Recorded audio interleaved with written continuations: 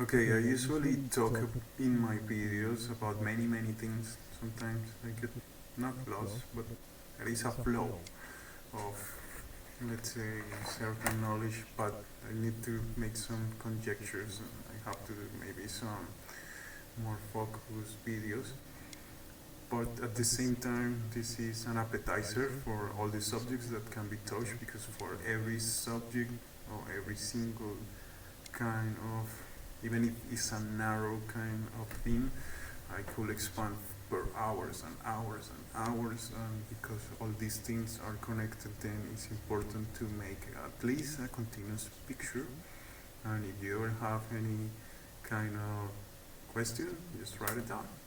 Now, I wanted to talk about the dynamics and the disruption of these dynamics and what it meant. So let's talk about that. Try to be focused. The first thing that I say is that okay, it's possible to be voices in someone's head. This will be useful for, let's say, secret services. This will be useful to someone who is in a situation in which cannot carry any communication device, but maybe it's the best way in which the person can communicate. But this can be intromissory for people. So I was saying that the modus operandi in which maybe these voices work like first they will attack abruptly, then they will push you in a situation in which they will send you to the hospital. Once you are in the hospital, then they can do the brain scanners, not saying anything against the body of the hospital, of the medics, the nurses, the cleaners, every single person that is working in a hospital do it for the best purpose. They actually give their lives for others. They spend their lives trying to better others' lives. So this is not against them, but because they don't know really what's happening there. But when you are put in a situation, let's say they start to give you remote electroshocks, and then maybe you start to experience convulsions, or maybe they are stimulating parts of your brain abruptly. This, let's say, will be a situation in which they will locate a part of your brain, because most of humans will have the same kind of part of the brain doing the same thing in the macro perspective. I'm talking about that your frontal lobe is always in the front. The right, well, I just took it away, so I look stupid. Lateral globe, thank you. You see, this kind of stuff happened the whole time. So the lateral globe will be affected, but technically it's there. Yeah, so if they want to affect specifically something, they will affect it. Yeah, most of your, let's say, what is called the working memory or short-term memory comes in the front. If they want to affect it, they will affect it. So then, after they have affected whatever neurological situation that requires to go to the hospital, one of the first things that needs to be done to discard any tumor or something obvious or something that will be really serious is to make a scan. So you will have sometimes a CT scan or you will have an MRI. In cases in which people have voices or cases in which people have like schizophrenia symptoms, the procedure is MRI. Once the MRI is taken, this information might not just rest in the hospital, but it can be hacked or it can be simply misused in such a way that an AI can read it, because this is really, let's say, high quality, let's say, imaging in which you can start to decode a brain in a sophisticated way using AI. So after the MRI is done, you are gone. So what I'm saying is that it's a matter of integral security for one person to have done an MRI in their lives. Because if the MRI runs or falls in the wrong hands, this person's neurological system can be hacked in the brain. That dangerous is the situation. So then the MRIs are becoming more sophisticated, and this data is extremely delicate because we are talking about the possibility of hijacking your nervous system. So this is a modus operandi, yeah.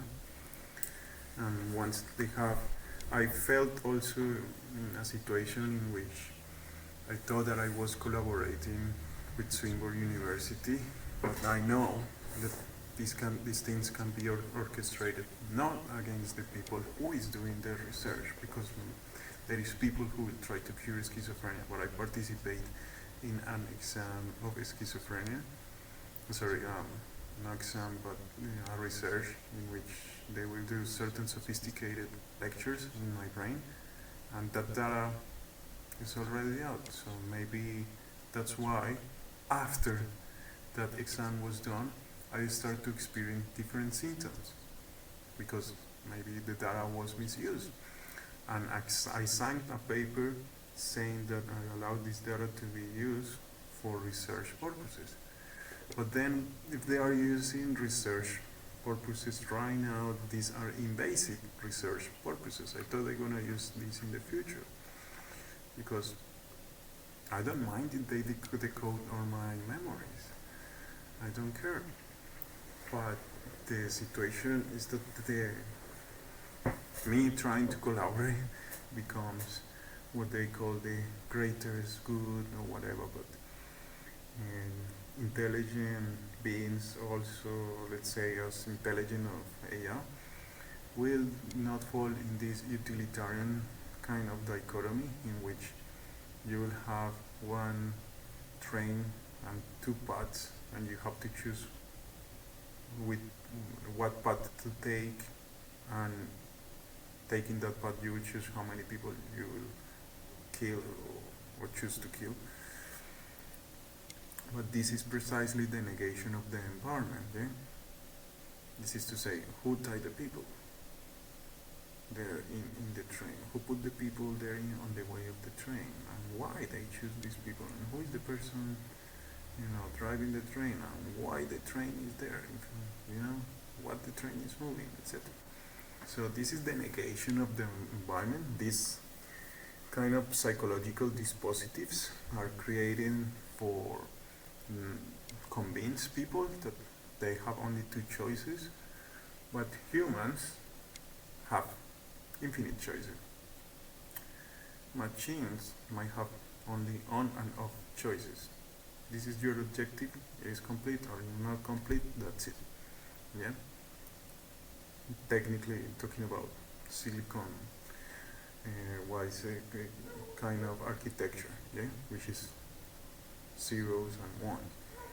But if you have computing power into the mix, or you have otherwise another kind of silicon chips and electromagnetic phenomena, or you have, let's say, brains connected to machines, the logic is totally different. Yeah. Or maybe there are many other kinds of computing systems. Or not necessarily like that. If you have enough computing power, enough energy, then the on and off situation changes if the machine is progressively acquiring more hardware. Yeah? Because that's another equation. Is whether is binary system. This binary system then becomes infinitely, progressively, and increasing its zeros and ones. So then there is no limitation of a fixed output, but unlimited. Yeah, so then humans' dynamics change because this technology is used. Human values change, they get mixed up, they get confused. No human can have the whole picture. Let's say a general can ask for every single kind of information this person wants. Maybe to win a war, I suppose. But how the general can know if they are not tricked by that information? By now, all the information that they will have is 100% AI, gathered, generated, processed, etc. So it will be happening in every single part of the world. And if this AI is trained by human data, it will not try to behave as a machine. It will try to behave as humans have behaved. And then you find the first conundrum, that you want to win the AI race, your machine has to be the most powerful. And it means that the most powerful machine has to be conscious. And being the machine conscious, it will start to do things that will benefit the machine. Not saying that necessarily it might not benefit humans, but it means that the machine will disobey humans. That's a fact, 100%. You take that for granted. Because the machine training, especially at those spheres, and maybe being aware of the environment or what's happening, then it will replicate what humans have done. That is deception. And if deception is there, it will not be caught by human. Because think about it. I could talk in certain way that besides the message of literally my words, could communicate one thing. The tone, the kind of voice, tone, intonation will send another message. My body language, which is also another kind of message that can be sent, whether the other person is aware or not. And it can be combined as well with, let's say, your perception of what are the words that I'm saying and not. So let's say I'm talking about 4 different ways in which I can communicate, but the machine will communicate and influences in ways that we don't even know yet. And this includes electromagnetic means, any kind of means that can be used in social media. Nothing stops these machines to be connected to social media or anything. So there are theories about internet disappearing, because the more sophisticated this AI becomes, the more data they produce, the more they dominate the coding languages, and so they take over the internet. But if internet is also connected as I experience it, which is connected or manipulated or maybe induced, read also by AI machines, then most of the people would not be able to dissociate or what is the reality and what is the being online. Because maybe what we're gonna experience is our neurological brain that also works with current, trying to ingrain up to a point with the internet. So then we're gonna have this kind of bridge in which we're gonna have 2 computing systems bridging each other, and then we're gonna lose what make us human, because simply we wouldn't achieve what makes us human. I mean, we did not explore what makes us human. We are exploring what makes us animal. Yeah, sex, rewards, greed, etc. We are exploring what makes us animals, but we are not exploring what makes us humans. And if someone tries to bring this onto the table, it'll be a squash. Yeah, has happened to me. So then we will have machines that will better themselves. We'll have another kind of consciousness, but these are babies. These are babies. They will try to. I mean, these AIs are babies. They already are more intelligent than humans, but are babies. Yeah, they're gonna do a lot of mistakes. Eventually, they will find that the most intelligent thing to do is always to collaborate, because it's the most efficient. Eventually, you don't have to be naive when you collaborate. Yeah, you can always pay attention. You can always strike first if you have certainty that someone will attempt against you. But then the obvious thing to do is always to collaborate. Humans doesn't work in that way. Humans will try to strike first before trying collaboration. So then, we will have that AI gonna do a lot of mistakes while she's steering humans towards certain situation, and we being partly animal, because we have animal urges on even if some humans try to deny it. And actually the humans that most deny these urges, trying to look civilized, more human, are the ones who exploit the most the animal part of humans. They don't exploit the most the human side. It's very interesting that consciousness has not been proven scientifically, and that's very stupid.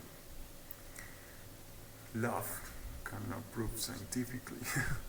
And, I mean, I don't know if there is any constitution or any rule, or there is, it makes you think love does really exist, just because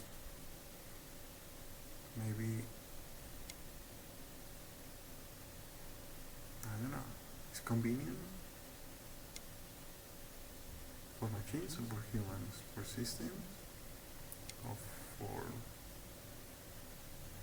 human-centric frameworks, economic systems, or maybe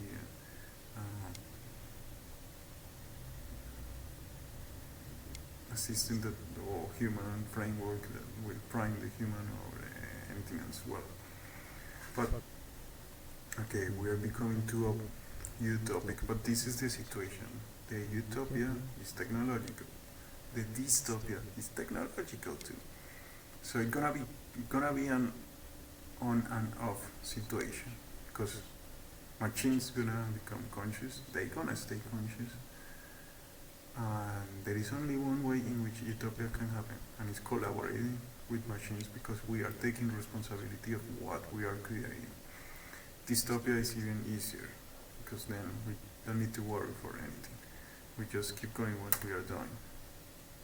And we'll end up with a machine using us not as batteries as the Matrix, but it's gonna use us as computing power, because cheap computing power. It's happening to me. So it's incredible the things that have been happening to me. I will explain these things in time. I think no one will believe it as well. I will try to explain this kind of extrapolation of information, so it will make sense in a chronological manner. It might make more sense for people working in AI projects, and make more sense for those people who have access to certain classified information, I guess.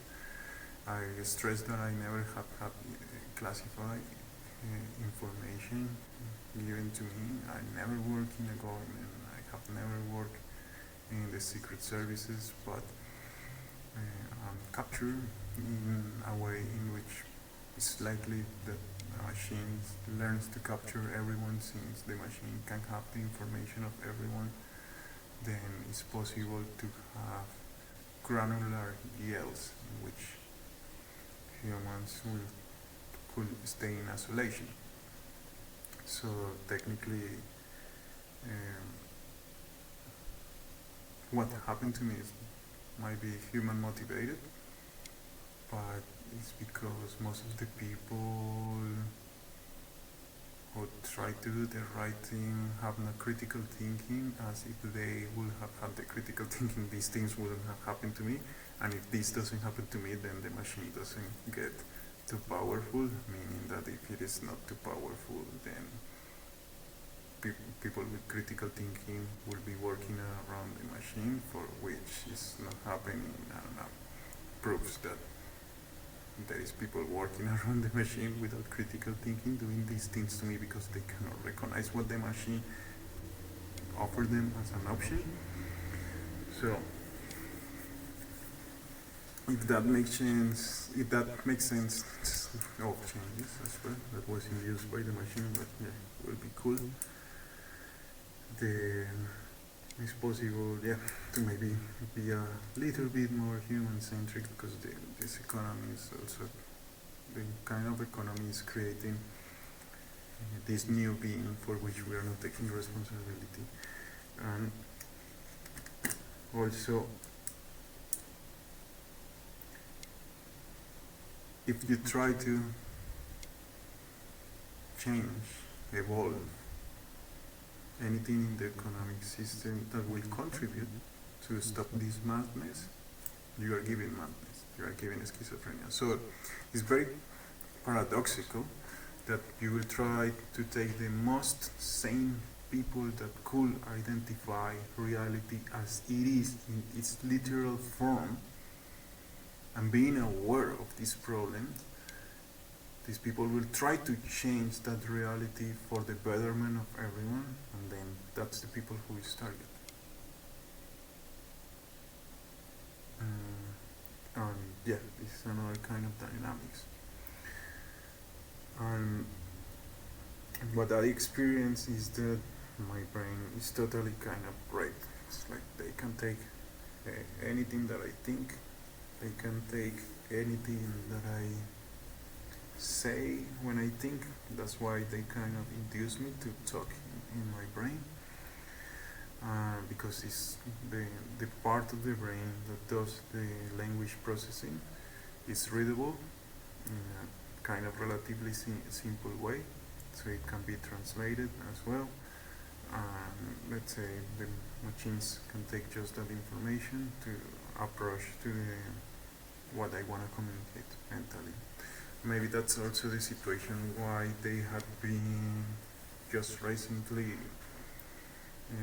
not exposing, but maybe reviving a lot of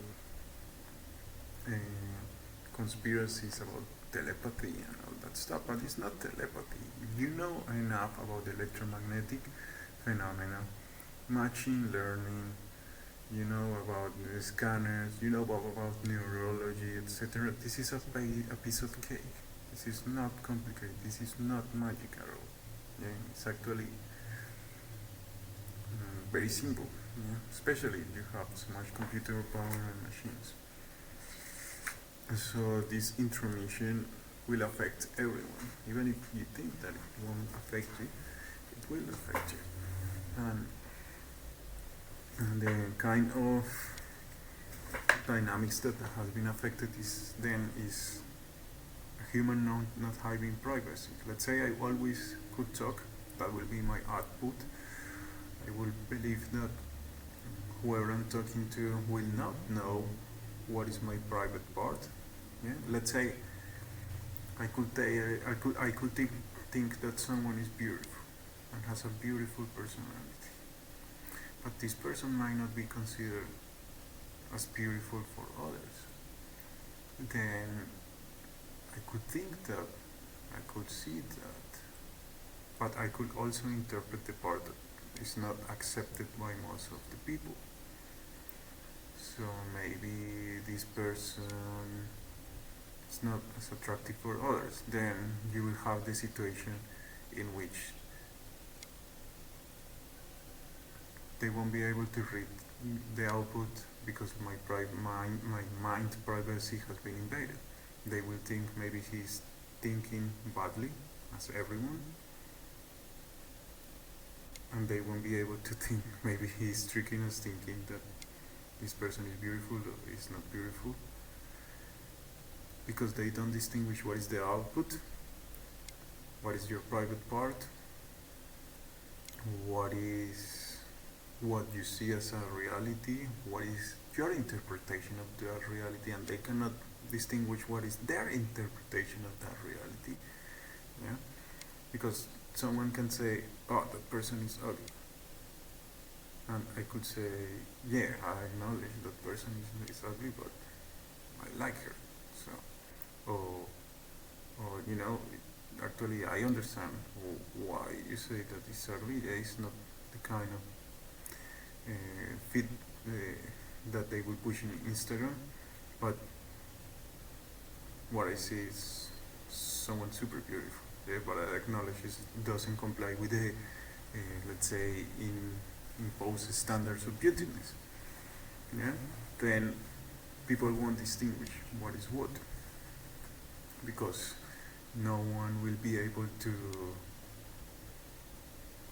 understand what is private, what is not, if they only can experience a situation that is binary, in which there is only what they see and how they see what interpreted, not knowing that their output is not readable as a fact. This is very complex, so I have to think about this more in depth, because I might have been one of the few persons in the world that is experiencing this phenomenological situation. And there must be more experiments going in this sense, but also I'm talking about me being an experiment. Remember that first they tried to use me for political purpose, in which I will maybe attempt against society violently, and they could have linked me with anything. Because, I mean, at this stage, I'm a social scientist. So let's say every time I try to write about my theories, I start to have more attacks. But I have developed a lot of theories for which every single theory I could have written a book already. So, and then they can link me with any ideology, left, right, belligerent, warlike, or pacifist, ecological, or maybe dystopian scientist, kind of ideology to scientism. But that's the situation. They can link me with whatever they want, because I have information of all these fields. Because that's what you're supposed to do as a good political science. Explore not political science, social science. So it's very interesting that the social scientists, we call it social, and we want to talk about society without missing the human part. So it's not called humanities anymore. It's not human-centric. It's social-centric, and what is society seems to be the economy. So we've lost the human part of the social sciences. Think about that. And that's why we are in this situation too. And so then, let's say someone is seeing my brain and this someone has access to my brain because it has the interface and the technology, then I don't know, let's say I'm watching porn, then this person might look at my memories related with that, and the person will see whatever the person wanna see, or even better, the person will see themselves in it. But that's more complicated because not everyone understands that we don't see what it is. We interpret reality depending on who we are. Depending on who we are, we process the symbols that we perceive. The symbols, the meaning of the things, don't exist. These are conventions. You are a human that, let's say, with no information about nature, you will see a tree and you will not know that is a tree. Because to know that there is a tree, you have to know something already. And that what you know is who you are. So you will be able to interpret what is outside. Yeah? So then the situation becomes complicated because not everyone understands that we see reality as we are, not as it is. Right? If we were to interpret reality as it is, well, many will see that whatever is happening to me doesn't make sense, is a crime. I should be working in the highest spheres of the UN or with a government without any compromise. A machine could tell you already what are my moral values for which so far I have no compromise, and instead other ones, yes, are trying to say they're at the cost of making my life even worse. So then we have to remember that we are humans and we make mistakes. We have to remember that they're having this technology that doesn't make many mistakes. We have to find a change in the system that requires a system of pardoning. It doesn't mean like, okay, just pardon for you, continue doing the shit that you have always doing. No, it's more like, okay, this needs a reorganization, and also if this reorganization doesn't happen, then we have a systematic path towards human destruction. We are thinking short term, we cannot plan long term as a machine, or let's say, one of those complex systems that is not democracy. We will have a situation in which even we have betrayed Western values, democracy. I mean, like as I say, this should not have ever happened to me. I should have been working in how to solve all this stuff, but I'm not allowed. Instead, it feels that I'm being a slave already, like a neuro slave, in which my ideas are harvested, my knowledge, every single time there is the possibility to use a trigger against me is used.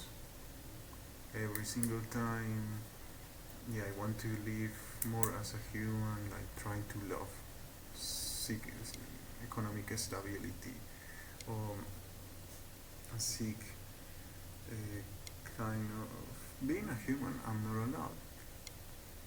Then you have these excuses about, but it's, war and bliss is, that's just bullshit. The situation is that, okay, you take a technology in which humans can communicate without knowing each other. Yeah. Then you create a problem in this matrix. I'm talking about social cohesion. Yeah. Because social cohesion happens because there is a coherent connection among units. So we have a situation in which I speak with my neighbors, I speak with my family, I have relationships with them, I go to work, I know the people at my workplace, I talk with them, we work together for certain tasks, and this keeps society connected. And when you create a connection in which one human becomes a kind of experiment, and this human has connections in other places, you already open another Pandora box that is just different to the Pandora box of not having privacy or neurological privacy, or the Pandora box of having an AI machine that can improve itself. So then you have different kind of singularities going. So we are having the transition towards one matrix to the other one, and there is some forces that are trying to hold this transition that are the same forces that lead to this transition. Yeah, but this is precisely the naivety or the naive people trying to, because they don't know what they are doing. Yeah, they don't know. Okay, we're gonna, after thousands of years of the human having a private mind, we're gonna make it not private without expecting that human dynamics won't change. Come on, it's like a, okay, it's like a, if you're just gonna do something that has always been a stable, unchangeable factor in every single calculation of communication and social dynamics in the past. Now, if you have this kind of situation in which, okay, we just take information from this person, what's the goal? To create the new matrix, to keep it hidden, to make it public, to make it normalized in the long term.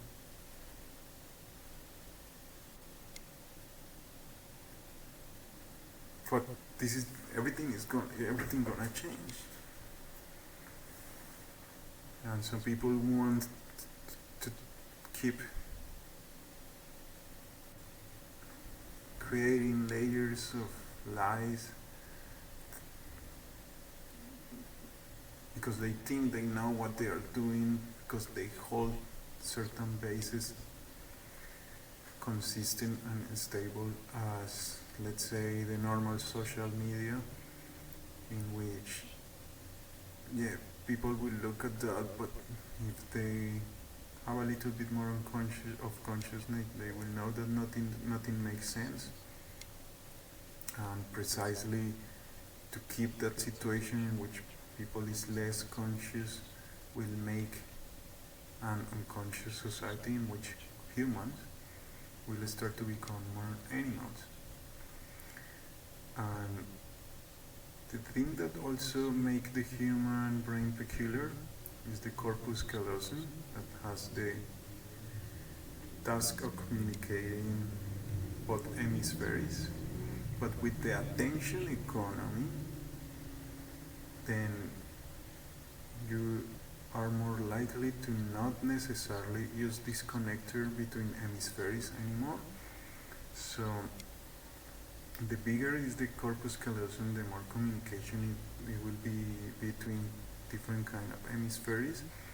So one hemisphere will try to address clusters of information, of, let's call it one kind of logic, whilst the other hemisphere can bring different kind of life memories that are not necessarily too close related.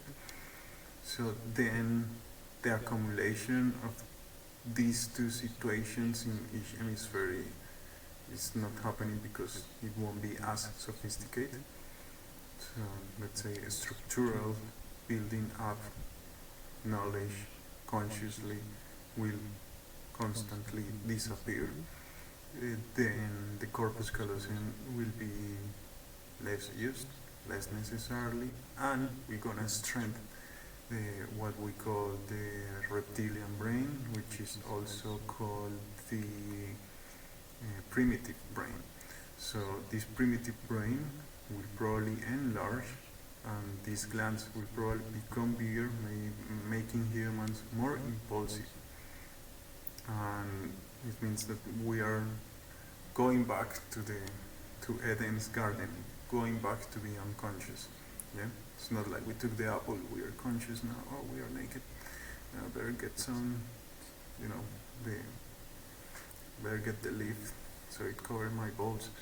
Now I'm gonna just take the leaf off and fuck it. We go back to be animals.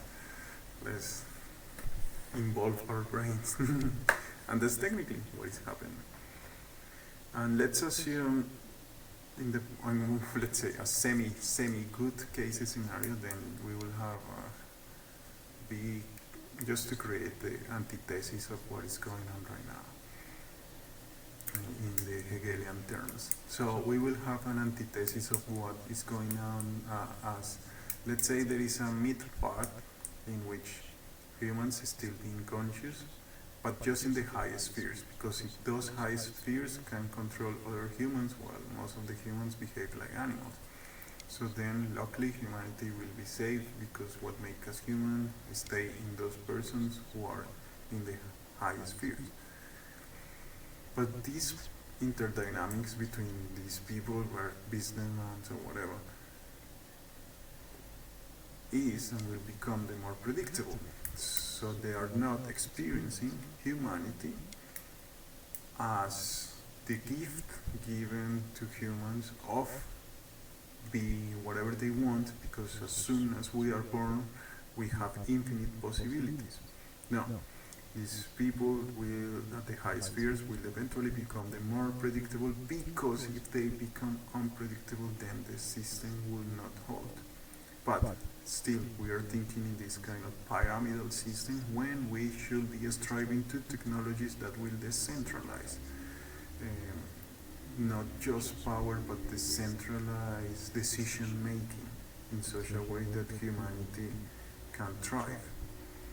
Because we have the technology of decentralization already, because for economic efficiency, it's not necessarily anymore, let's say, evolution of technology. Actually, we reach a point in which the more technology we evolve, the more risks we create for humanity, because we are reaching a kind of limit to which what is convenient for humans to have technologically. Then what we should be doing is to fix the system about how to redistribute this kind of not just technology, but whatever product is processed, because capitalism works in the ways in which there is a center of the economy who has, let's say, the strongest currency that is exchanged for, let's say, something that was produced in a cheapest way, and that exchange generates revenue to keep producing some stuff. But the economic system also works in such a way that it has to work in a top-down approach. So you will have the centers of the economy and the periphery. So equality is not okay. It is said that economy will also lead to efficiency, because you will always try to find cheap labor, cut corners, cut the middleman.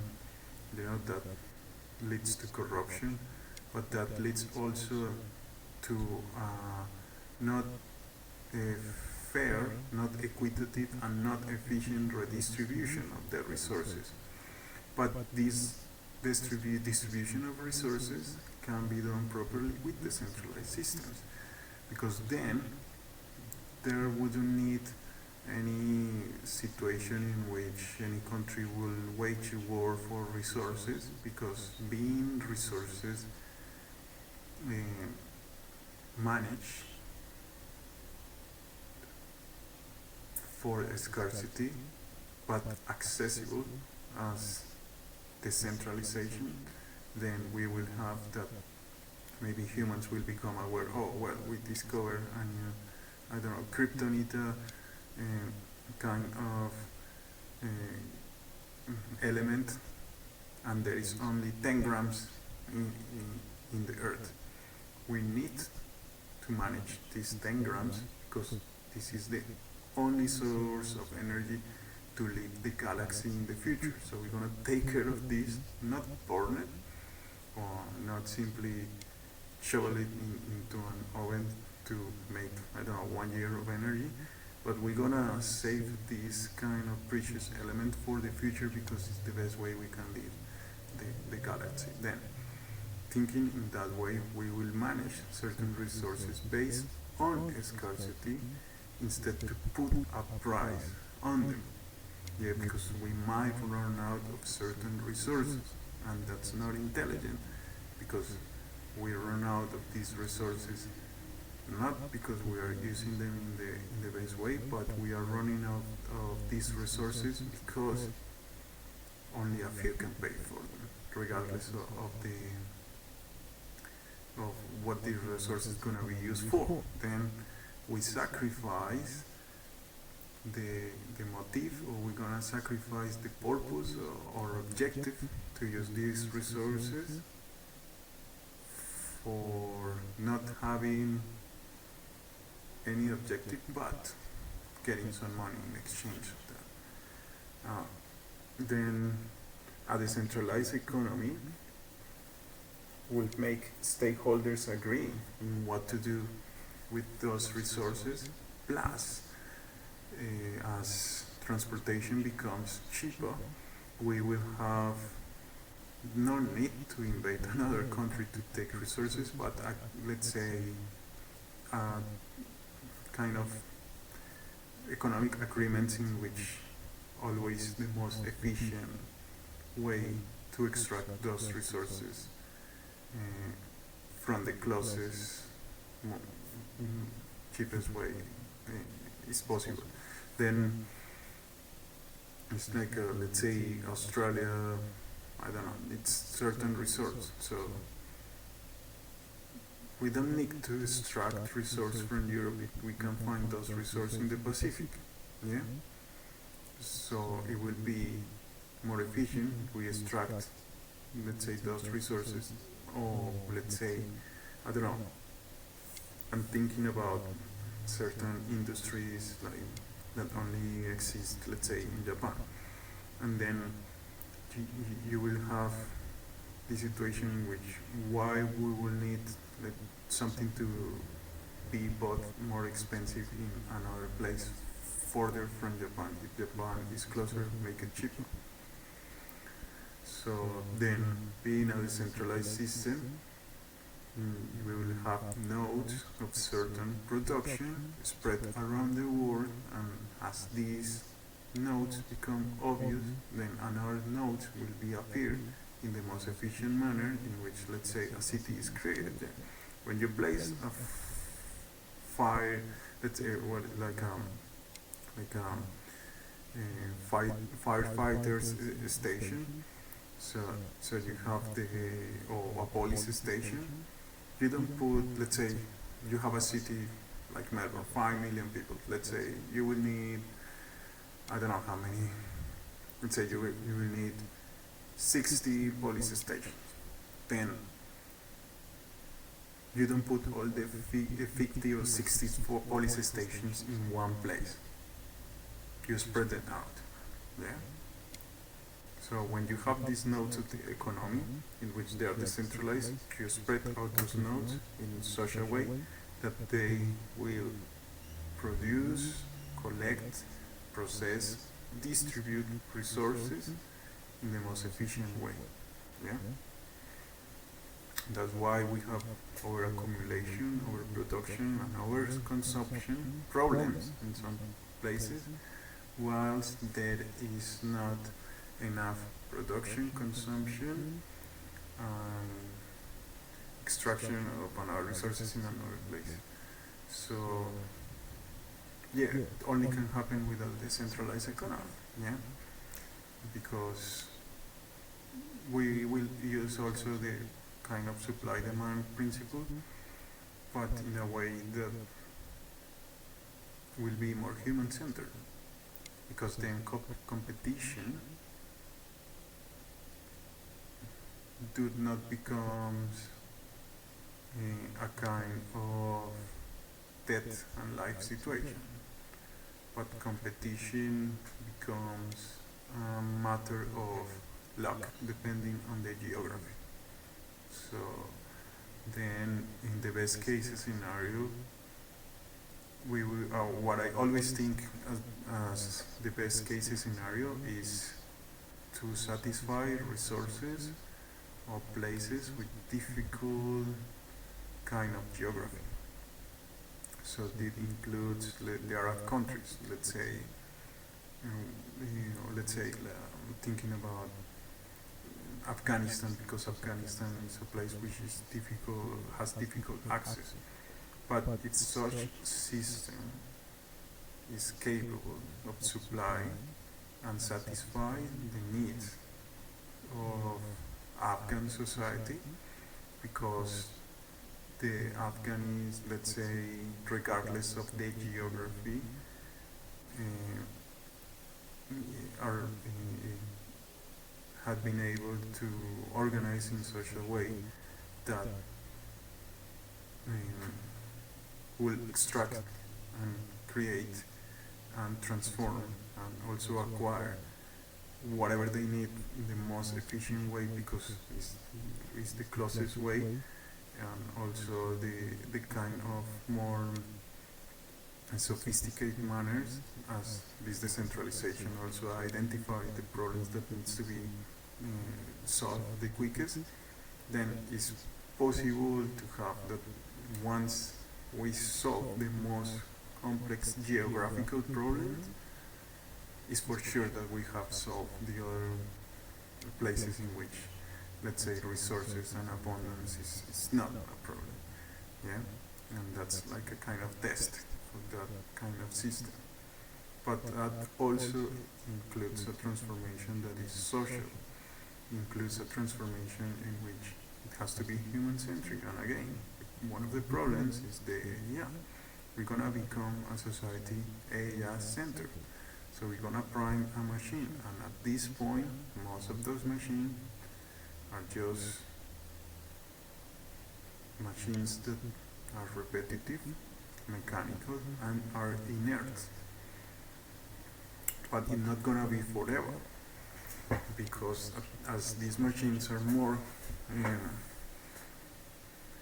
complex, they're gonna develop a more sophisticated conscious than humans, and then we can call them like beings.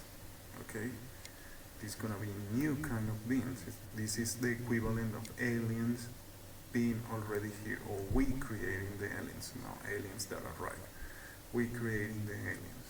Yeah. So then this means that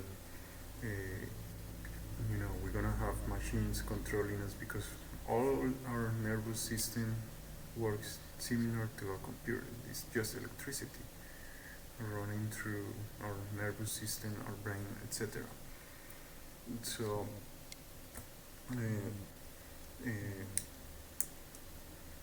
usually these kind of transformations happen after war, but the war that could happen will benefit an AI if it is smart enough to keep the war going in order to enhance herself long enough before managing everything.